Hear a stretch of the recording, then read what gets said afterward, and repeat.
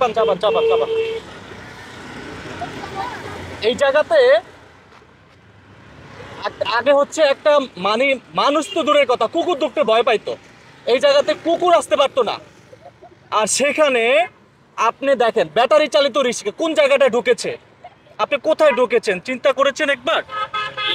হ্যাঁ, আপনারা যারা ব্যাটারি চালিত রিক্সা আছে ওনারা এয়ারপোর্টের পর্যন্ত চলে যায়। আজকে দেখেন, আবারও বলছি, একটু এদিকে দেখেন ক্যামেরাটা। এই জায়গাটা যখন সাবেক শেখ হাসিনা ক্ষমতা ছিল, এখানে একটা কুকুর পর্যন্ত দাঁড়াইতে পারতো না। আজকে সেখানে ব্যাটারি চালিত রিক্সা দাপিয়ে বেড়াচ্ছে এটার ভিতরে। আচ্ছা, আপনি এটার ভিতরে কেন ঢুকেছেন? আপনি কেউ কি আপনাকে বাধা দেয় না? হ্যাঁ, আপনাকে যাত্রী কি ঢুকিয়েছিল এটার ভিতরে, না আপনি নিজের ইচ্ছায় ঢুকেছেন? যাত্রী আমি নিয়ে ঢুকছিলাম ভিতর। না, যাত্রী কি ঢুকতে বাধ্য করেছে? না, যাত্রী ঢুকতে বলতে আমি ঢুকছি। যাত্রী ঢুকতে বলেছে, আপনারা বলেছেন ঢুকতে? আপনাকে আমি কি বলছি ঢোকার জন্য? এরা বলে নাই, আমি আর সেই যাত্রী নামাইছি। ব্যাটারি চালিত রিক্সা তো মেন সড়কে, প্রধান সড়কে ওঠা নিষেধ। তারপরে আপনি কোন মানে কোন সাহসে এটার ভিতরে ঢুকলেন একটু বলেন তো আপনি আমাকে। এদিকে রিক্সা যাইতেছে দিকে আমি ঢুকছি। আপনি কি জানেন এখানে এই জায়গাতে একটা মানে কুকুর পর্যন্ত দাঁড়াইতে পারতো না? সেটা তো জানি। তো মেন সড়ক আপনি এইটার ভিতরে কেন ঢুকলেন? আমাদের ট্রাফিক যদি ওই জায়গায় দাঁড়ায় বাধা দিত তাহলে তো আমরা এদিকে ঢুকতে ও মানে মূল কথা ট্রাফিক দেয় না, ট্রাফিক আপনাকে বাধা দেয় না দেখে ঢুকে গেছেন। আমি তো ওই যে যাই। এই শুনেন কাকা,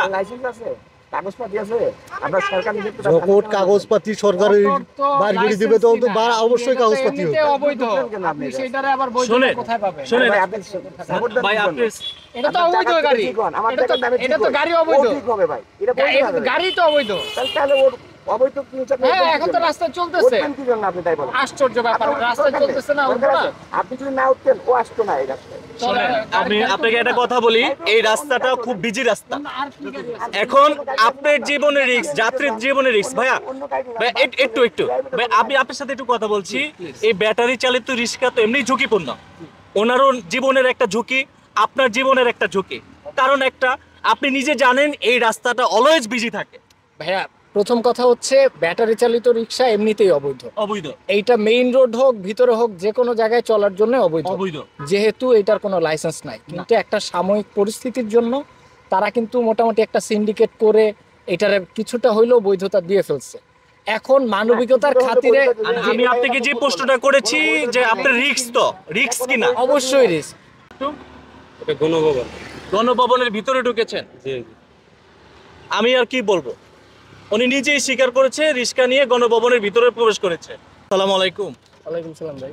রিক্সা নিয়ে কোথায় ঢুকেছেন, তাও ব্যাটারি চালিত রিক্সা? ভাই এখানে ভাই আমরা এসে ঘুরতে ভাই। ঘুরতে আসছেন? হ্যাঁ ভাই। আচ্ছা, এটা ঘোরার জায়গা?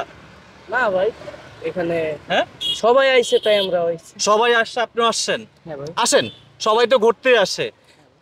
এইটা কি? অটো ভাই। অটো ব্যাটারি চালিত? হ্যাঁ ভাই। উনি নিজের মুখে বলেছে, যেখানে একটু দেখান বাম পাশটা, এখানে হচ্ছে একটা কুকুর, যখন সাবেক শেখ হাসিনা ক্ষমতা ছিল এখানে একটা কুকুর পর্যন্ত দাঁড়াইতে পারতো না।